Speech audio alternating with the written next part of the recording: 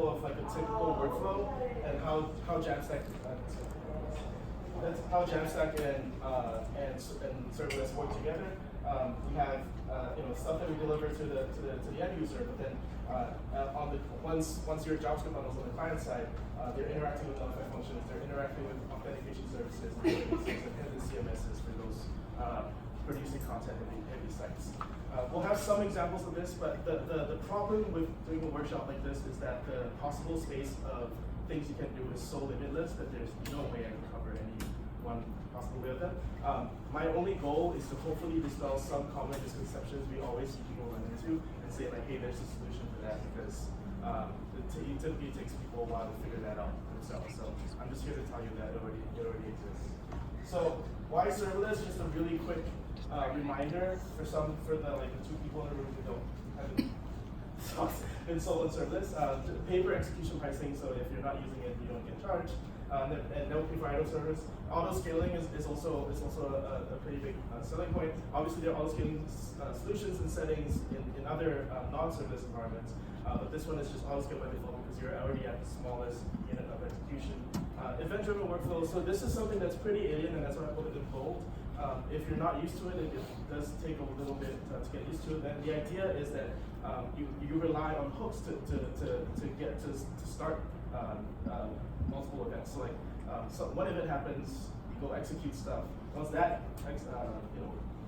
operation completes, that calls another hook that then executes another thing and another thing. So it's a series of events, and therefore you don't have to maintain any state. You can just have a stateful service. And leveraging third-party services. I personally like this a lot because you may have noticed as a developer that there's been a rise in the API economy, is what they call it. There are a bunch of venture capitalists active in this space. Obviously, in recent moments, Planet Perkins, active in Netlify, but also these other ones have built up Jamstack landscapes. I really like this part, which is third-party APIs. Entire multi-decacorn companies just built to serve developers, like basically commoditizing the stuff that you typically have to build by yourself. So more and more, like you're not spending your time on undifferentiated heavy lifting.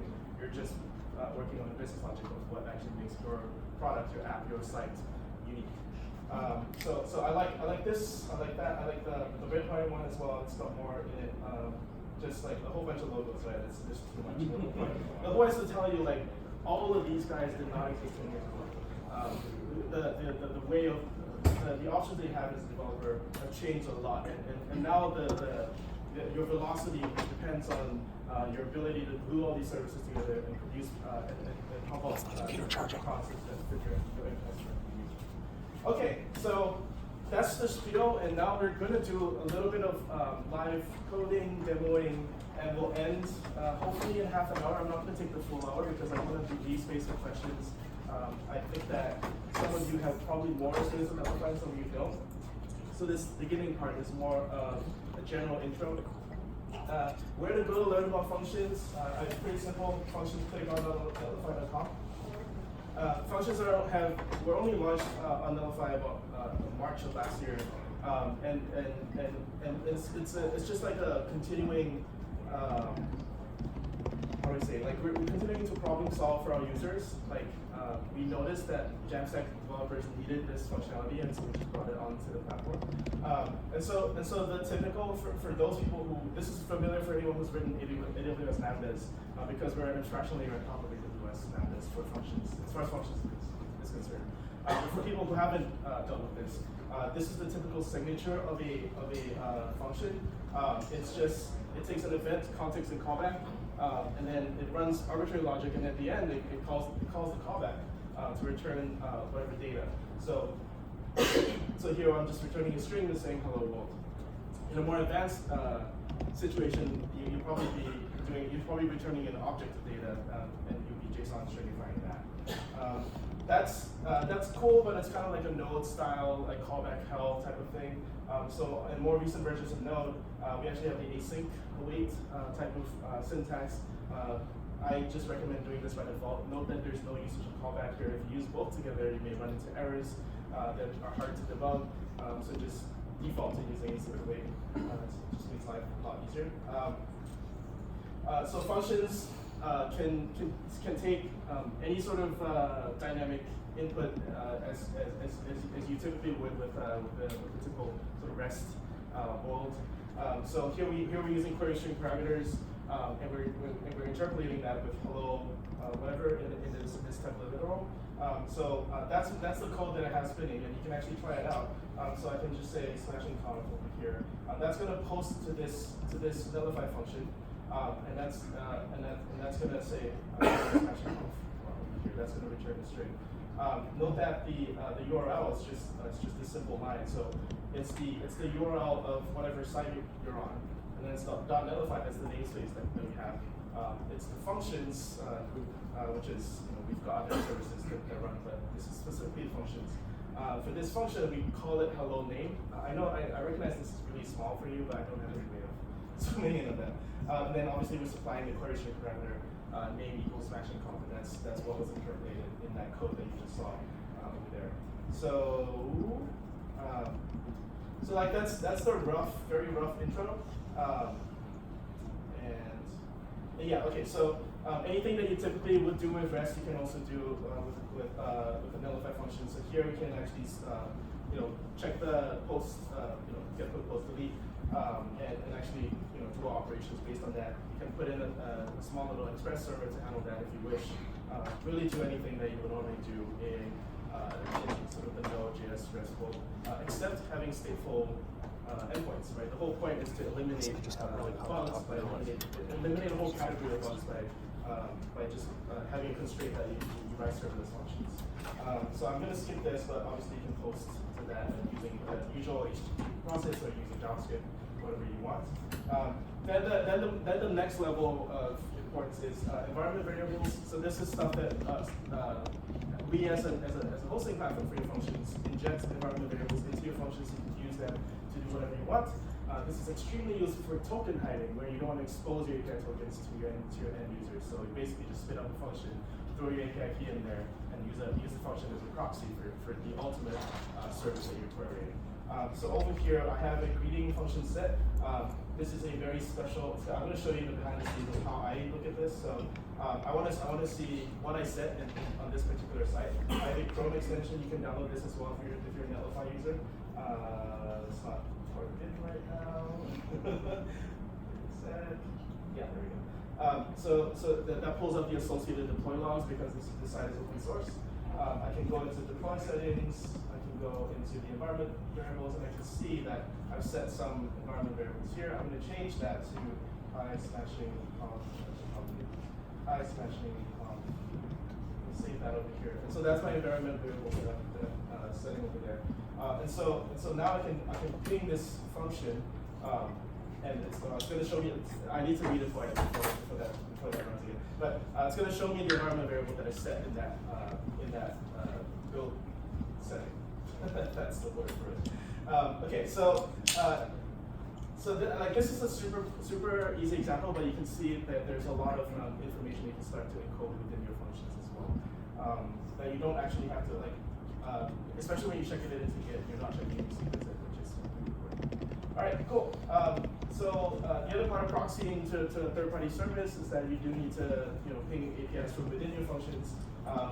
We use NodeFetch. I personally recommend Axios because Axios just has a nicer promise-based API, and NodeFetch has some annoying things annoying hidden dependencies that they refuse to correct.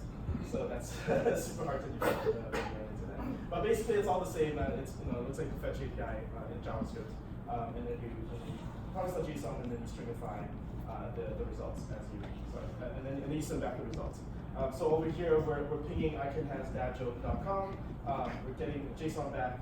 We're getting data. We're getting just the joke section of that, and that's pinging API through our custom function that we set up, and that's the source code. My seasickness comes with me, so it's not bad. Yeah. If you ever want dev jokes, by the way, I think I was boss. Dev jokes. Bad jokes, yeah. These are better for tech jokes, so I want to make an API out of these. What do you call a busy waiter at a server? Anyway, okay, so a little bit of digression over there. And then the last part in this tutorial, and really, like if you're keen on like ramping up really quickly on notify functions, I recommend going through this. It takes half an hour. Putting together like a little Slack bot message from your site to your Slack channel. Again, like this is I just want to give you the idea that you can write new code. Like this, the full power JavaScript to execute any function, any arbitrary compute that you want. So here you need a Slack account. I already have one. You can create an incoming Slack webhook. Again, like the idea of event-driven workflow hooks from one event to another event to another event. Here we only have 2 events. To test the function, locally, you can deploy it and put the endpoint in your build environment variables, which we've done over here. So it's going to call, and so this is the code of the nullify function. It's going to get the URL from your build environment variable. It's going to ping that with your arbitrary supplied text, and we're using query string parts over here, which is just another library to parse query strings. And then we'll have we can either show some success or error message. And so I'm going to demo it right now. I'm going to say SmashingConf here again. You can say hello, and that's going to ping my function. It's called the hello Slack function, and then it says success. Obviously, if you don't want to navigate away from your page, you use JavaScript to just ping it. You know all this stuff. And over my Slack channel inside of Netlify, it says exactly that. It says it's received that incoming webhook. So think about all the other automation or event-driven use cases that you might be able to put together with your app. Obviously, like my imagination is not that good, so I try to highlight some special use cases for people. This is the top support request on Netlify. Like I'm a front-end developer. I want to use a third-party API like Google Maps, but I don't want to show my ID to the end user. How do I hide that? And so we call this the token hider. Wow, this thing doesn't work. Okay. Anyway, so how does this not work? Okay, I think I screwed that up. Oh, I forgot the intro. How do I fix this? Okay. I can do it in source code.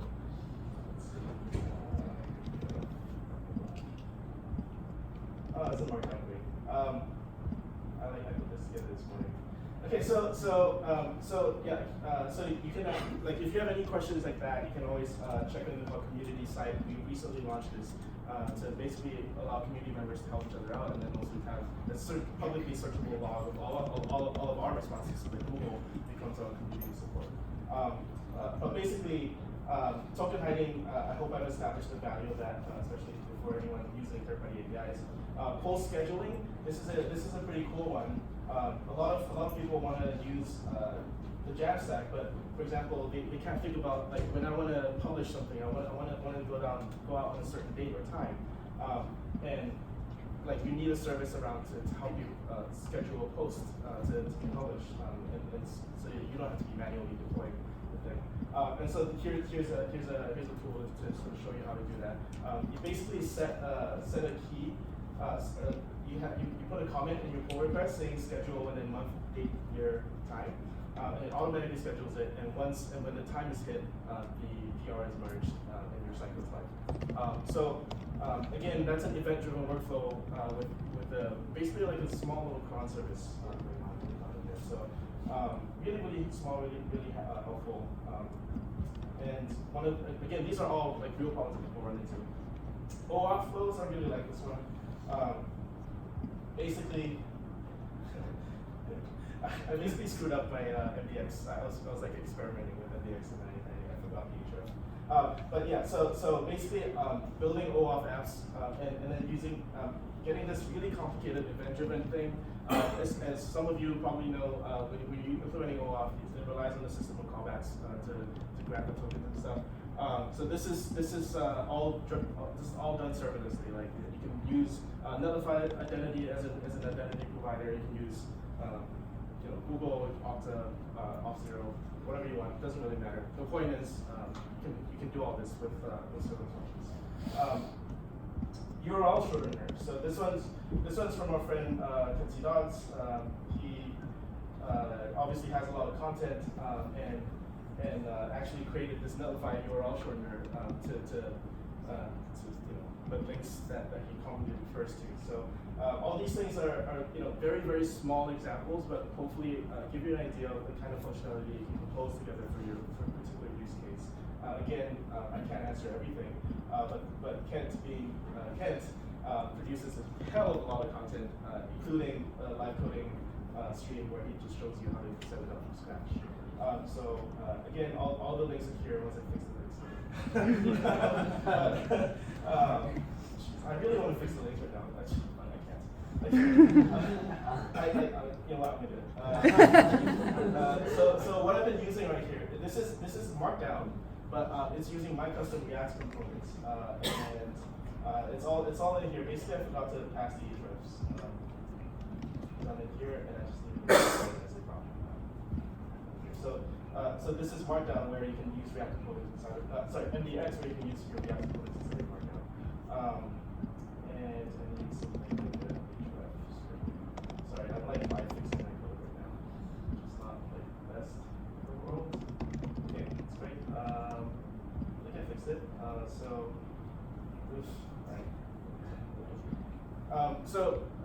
Okay, so let's keep going. So one of the big categories of people's limiting beliefs when it comes to function execution is that it needs to be an event that happens with human interaction. That is not true. It's super easy to set up cron jobs, super easy to set up automation from all these services. Like most of them are free. And yeah, like I just want to make it very abundantly clear that you can set up cron jobs for anything that needs to happen on the schedule, including posting or just polling something. It doesn't really matter. You already saw Phil Hawksworth's talk where he showed you he set a cron job for every minute, and then he made a clock out of that, like a statically deployed clock. So that's pretty fun as well. Let me switch to my fixed slides. All right, so this should be. Hey, the links work. Live coding. So that's one category of schedule functions. The other category that people get hung up on is how to do authenticated functions. So basically, I don't want anyone to be able to ping that function. I just want people that are my friends. Nullify also offers an authentication service called Nullify Identity, but you don't have to use it. You can use anyone else's authentication service. Just basically guard it with guard your function. Let's actually see an example of that. So over here we have token header. So we have the code examples. I'm recording this talk, by the way. I'll put it on my YouTube, but also just know you can Google everything if you need it. Or you can get in touch with our support. We're pretty friendly. So here's the token header example. You write a little token header. This is the demo. It's lambda. Why am I showing the token header? I need to show you authentication. Hang on. Function templates.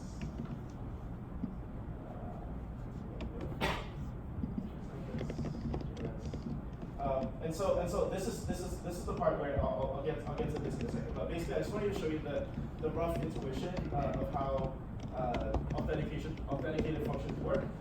Here's like the core of the logic that you want to execute. But basically, you want to block, you want to early return, and you want to say, hey, you're not authenticated if I don't detect that you're logged in or something. And typically, this relies on passing in a JSON web token. That's another of the mindset shifts that you have to make. You no longer have sessions on the server because there are no servers, so you have to switch to JWT token-based approach. We make it super, like, one of the Nullify's selling points. It's one of the things I loved before I became an employee. Was that, like, typically if you were to do this on AWS, you have to like pull together like your IAM services and like your API gateways and your Lambda and manually set it up yourself. But here you literally just like you check in the context object and we insert this special object that only exists on the Nullify function to say like if this identity field exists, then the person's logged in. If not, then throw the person out.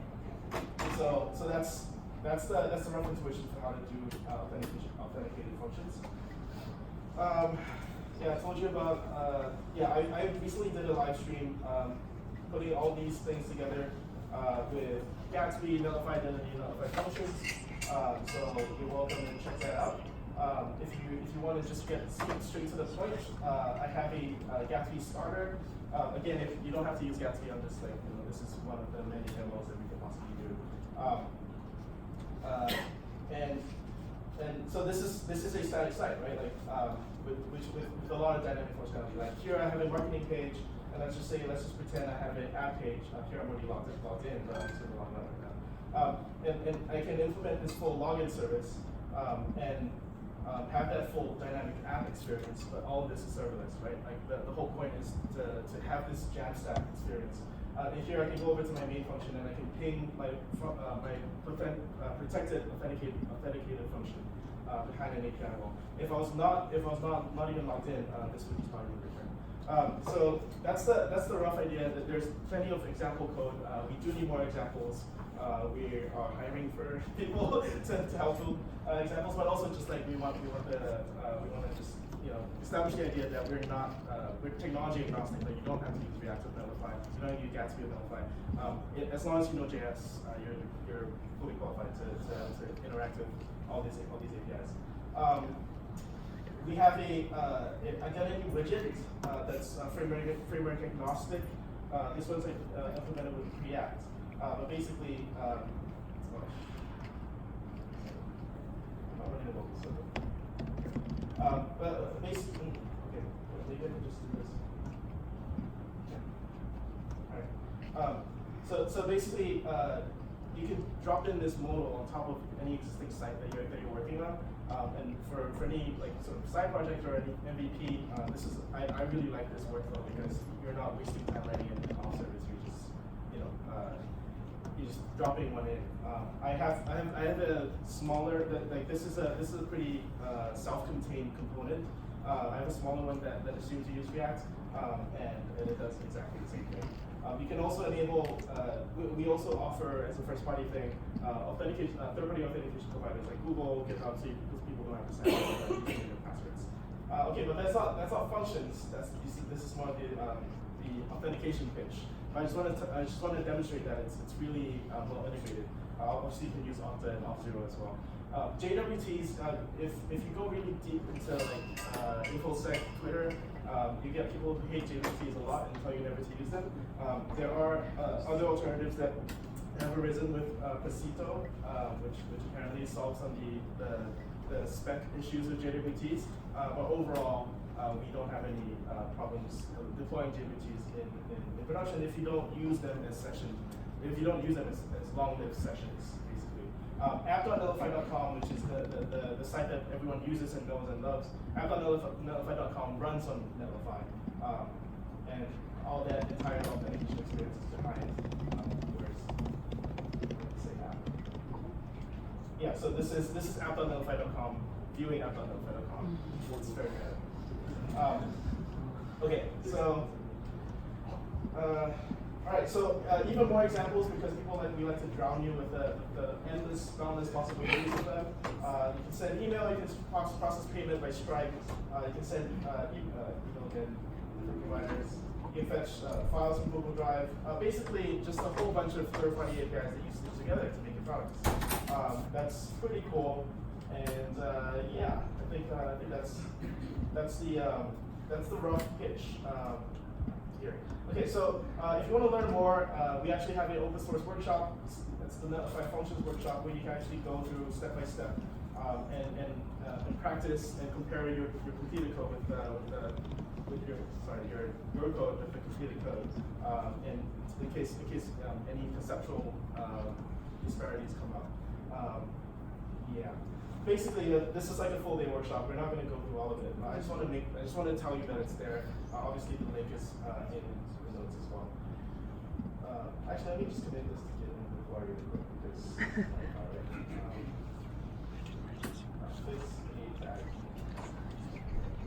Okay, so there's a live stream that I've done as well with setting up a database. So obviously, The only thing that Netlify functions give you is serverless compute, but you also need serverless persistence. You also need serverless authentication. There's all these like different little sections of your backend that do need to be sort of reconstituted if you want to put them, if you want to glue them together.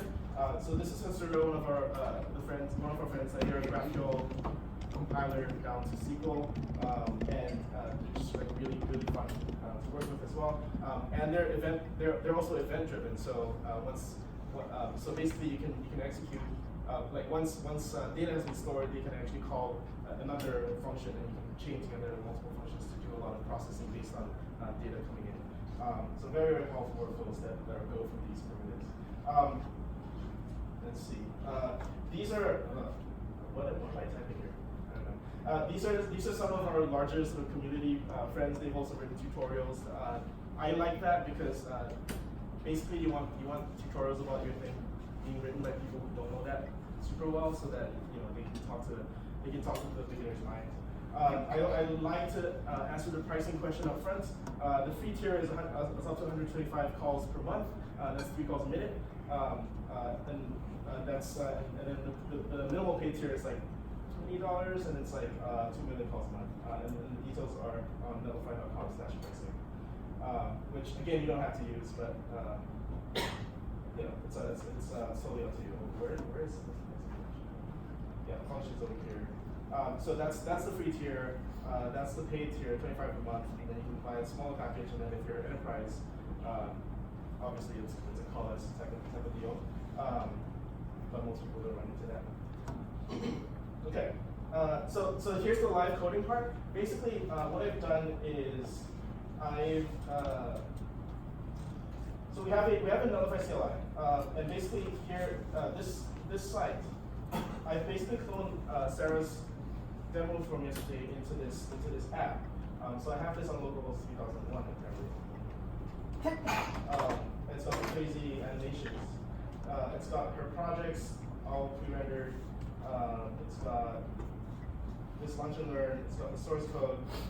Okay, so I just want to show you how to work with our CLI, because one of the problems with adopting serverless functions is that like you're not really quite sure of how, like, you're looking up tutorials and you're looking up documentation. We just want to make that really super easy. So we literally put code in your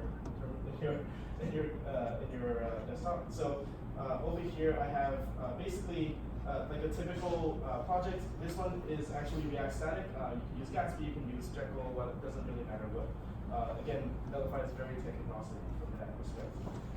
Here I have a netlify.toml set up with a functions folder. So typically when you deploy through Netlify, you have like a build command to build your static site. You have a publish command to tell Netlify which folder to publish from. Here's the new field inside of your netlify.toml file, which is the functions folder, to tell Netlify where to deploy the functions. I don't have one here, but it's going to create it for me as I scaffold it. So over in the Netlify CLI, so it's Netlify -CLI when you install it, npm, so it's like npm install global Netlify CLI. I already have it installed, and in fact I'm running the local build, so it's going to be a little bit slower because I'm running it on compiled. You can run it, so you can run it, what am I doing? You can run it, you type netlify functions create. That's the really long and wordy version. I liked, and we also recognize NTL functions create. See, I hate typing this.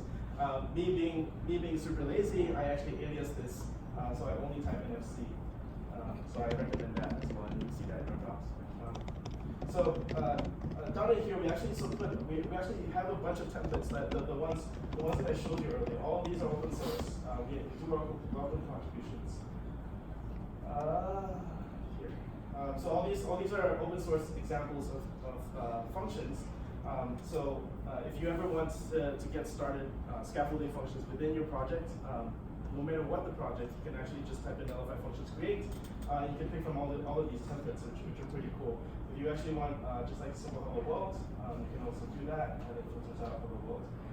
And so that creates the functions folder over here. I can click into that and see the very basic hello world example. You're already familiar with this kind of signature because it's exactly what I showed you with the functions playground. typically from here you can actually go ahead and deploy that already. So I'm going to go ahead and deploy that, because why not?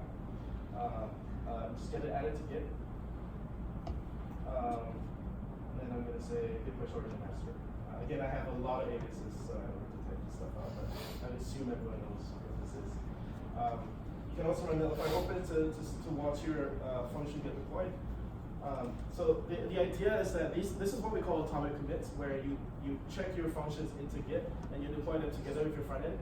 And so they're all versions together with your commits. So theoretically, they'll never break, although if you have external dependencies, they will break if your external dependencies change.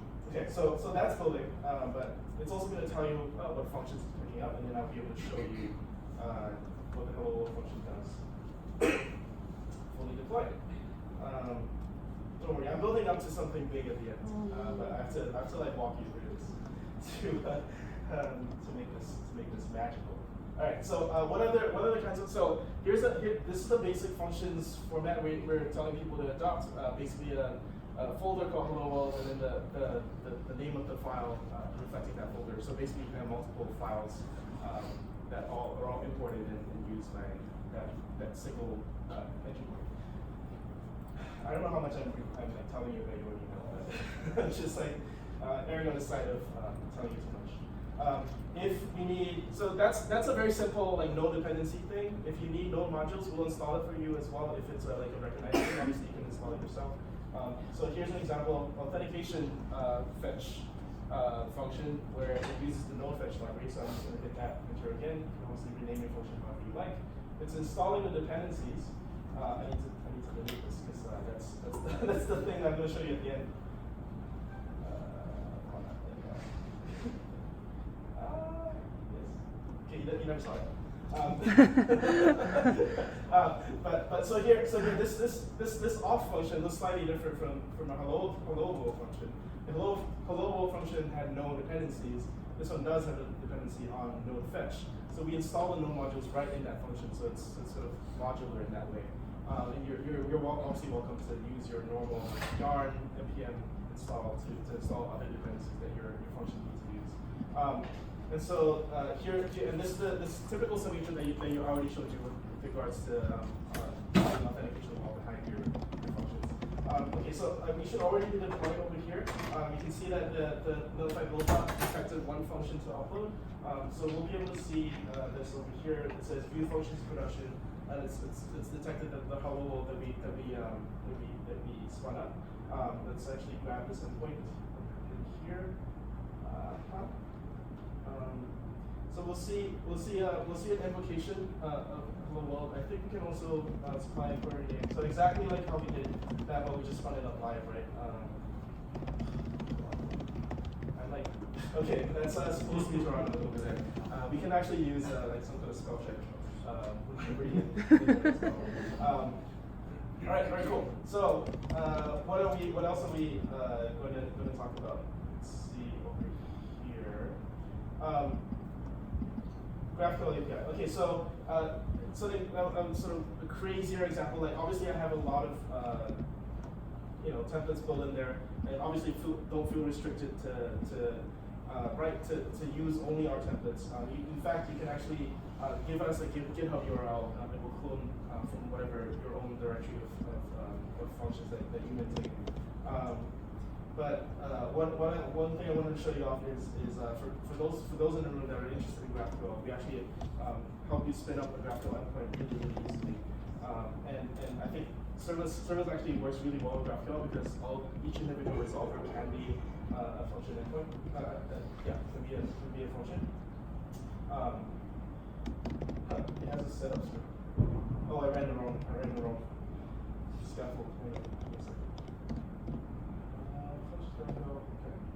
Let me just get rid of the other stuff because I don't need it anymore.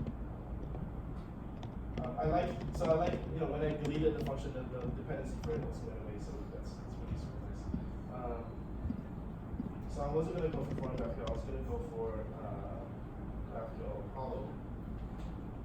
Right? So people who are interested in spinning up GraphQL endpoints for themselves, this is more of the backend for front-end pattern.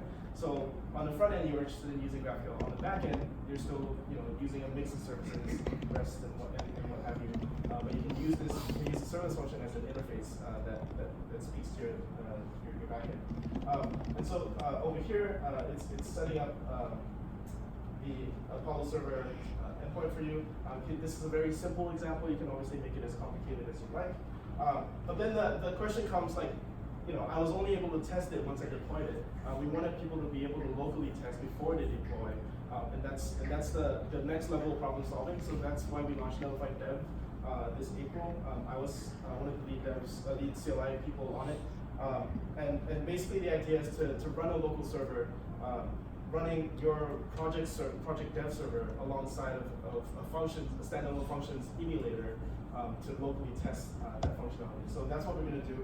Typically, you run a Notified Dev like that, but because I'm me, I only run ND. And basically, what that's going to do is, again, ignore that because I accidentally put that in there. So it's going to run my projects here. It's React static, but it could equivalently be Jekyll or Hugo, and it's going to run all that functionality. But then it's also going to spin up a function server. So over here, it's pick the port 3, 4, 5, 6, 7, and then it's gonna give us a combined. It's gonna have both the project as well as the functions locally deployed. So over here I can say .NET functions Apollo GraphQL, and I have the GraphQL endpoint that is just spun up in that serverless function. And obviously, if you query that, you can see that. Let me just set this up for you. So when I query this, you get the data. You can see you can console log out stuff from the server side, and all of this is localhost. So you can actually shorten the feedback cycle when you're developing your serverless functions together with your front end. So I really like that example, and I think that probably brings us to the last point that I wanted to make, which is. We wanted to actually, you know what? Let me show you. So if you wanted to learn more about Notified Dev, you can go to the Notified Dev repo. There are other marketing pages, but this is, if you're actually going to use it, the docs are located here. You can watch the introduction. I'm basically giving you the introduction right now. But that's the rough intuition that I wanted you to have. Basically, your dev server is going to be running on this port. We're going to listen for that port. We're going to throw in all the other extra functionality, like testing your redirects that you'd be setting up on Netlify, testing your functions, and testing third-party add-ons. And that's something that's new to Netlify as well. We want to be able to, we wanted you to be able to spin up instances of third-party add-ons as easily as you scaffold a function. So I'm going to show you exactly how I do that. But the whole intuition is that Notified Dev is a single central point, and your local browser just points to that instead of your typically you'd be navigating that dev service project only for that. The hot reloading of that particular project. Whew. Okay, so I'm going to close all this because I feel like I've done this time out so much. I'm going to reset. So accidentally I ran that command that I was going to run at the end. I ran that a little bit too early. So I'm going to reset it from scratch. But this is the idea of like we want to eventually be able to make it so easy to provision third-party APIs that you just are spinning up your services really quickly. So what we have here is again I have an empty functions folder, and I'm going to spin up a GraphQL API with one of our database partners, FaunaDB. So over here we have some templates. I'm going to pick the Fauna GraphQL template. So it's gonna scaffold up the Fauna function for me. So like again, I don't have to read the docs. It's all commented in there easily for me. It's going to create the add-on provision from that third-party service. It's going to inject the environment variables that you typically have to manually type in. You no longer do need to do that. And I've already created a setup script, so I've specified that, and then I can tell it to run it for me. So over here, basically, the setup script basically takes a GraphQL schema, uploads it, and then generates a database based on that schema. So I'm just gonna say SmashingConf.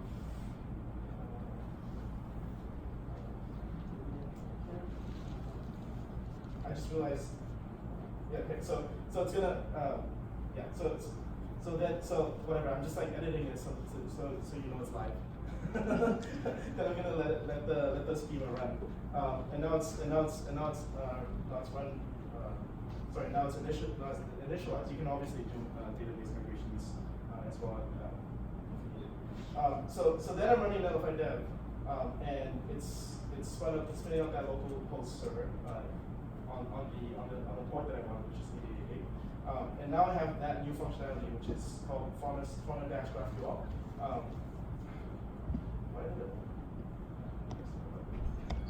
And again, this is a schema that has been set up for me, and here's the custom field that I set up just for this presentation. And so let me show you that I can actually use it to do CRUD operations. So here I have create to do. It's a to-do list, but whatever. The CRUD stuff. SmashingConf. So I'm going to create SmashingConf. Whatever. I just created a bunch of to-dos from this GraphQL operation, and now when I query them, you should be able to see the two to-dos that I just created as well.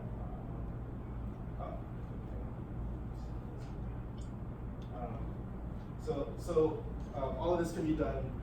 So like I just set up the back end, right? It took me no time at all. You can use this on your front end to start iterating pretty quickly because you basically just copy and paste this over to your front end. So that's the overall GraphQL pitch. I'm not here to sell you GraphQL, but that's the rough idea. The last part of functionality that I want to show you today is Netlify Dev Live, which is live sharing with your coworkers. And that's kind of like the wow moment. Unfortunately, I followed the wrong series of steps to get there, so again, I have to delete the add-on and reprovision it. I don't think they're very happy about me doing this. but whatever, it's demo time, right? Alright, so I'm going to delete this again and spin up yet another. I think I spun up like 6 databases. So again, so instead of the GraphQL endpoint, I'm going to spin up a REST one. So I'm going to spin up fauna CRUD database, and again, like it's very nice to have like in situ. I guess it's the Latin term for this, but like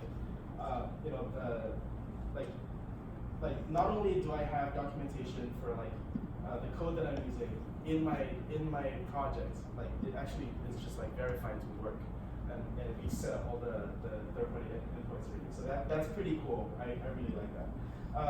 And so now it's created a database. So I cheated a little bit. In my preparation for this workshop, I actually created so apart from the pages that you already saw, I created a guestbook. The guestbook pings that API and does some CRUD operations with that. So I'm gonna show you. I'm gonna run Netlify Dev -- live, and that's gonna be viewable on your phones, which I'm gonna ask you to take up in a second. Obviously, needing me, I run the NDL alias for that, and so it's spinning out the project. It's inserting the environment variable, which notice I never have to manually enter. I don't even know what it is, but it's pulling all of that and running it locally so I can test it. This is kind of like the testing in production mentality, and so now it's created this endpoint, which is I think it's like the Kubernetes pod that is spun up, and we've provisioned this exact namespace on the Netlify.live thing. And so here I have a link to my guestbook. I have a QR code that you can actually check out right now.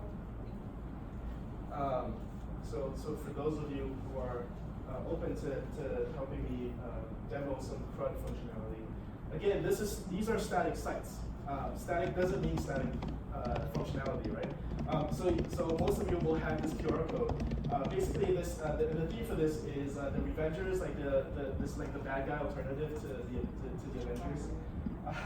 And this is what we demoed when we launched Netlify Dev. So I'm just kind of bringing you up to speed on how we think people can use this in their workflows. And the idea is that you have this on your phones in live updates. So people can type in their names and leave a message. So this is like a little guestbook type of thing. Like smashing, this is great. And then live updates. And I'm gonna let some people fill in some evil messages. Please don't. No like not safe for work stuff, because I don't have any filtering on that. Even though you could implement it with your functions. All right, Dr. Soup is in. We have a bunch of other functionality as well. So, but like, hopefully you get the idea that you have this shareable URL. This is running on my local machine. I haven't published and deployed anything yet, but it's got that full functionality as though it was in production. And basically, that's the idea of Netlify Dev. It's our entire platform on your local machine. And that live functionality is more to share with your coworkers, your designers, your product managers, whatever have you. We have a bunch of additions as well.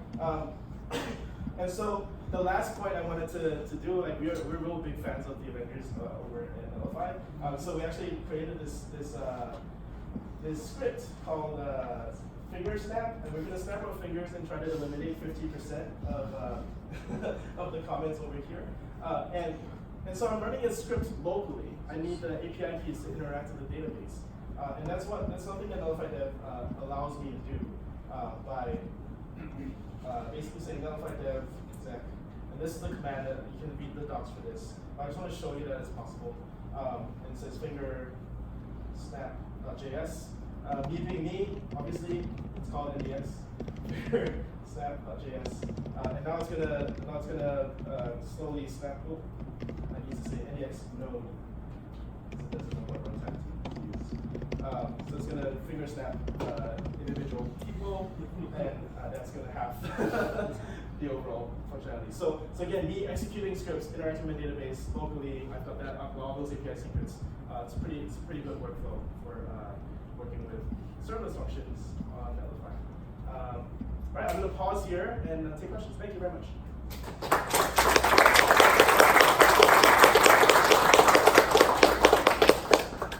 Yeah, and okay. Hi. So I'm kind of curious about this and kind of coming from the microservice world. You've got a lot of little moving pieces everywhere.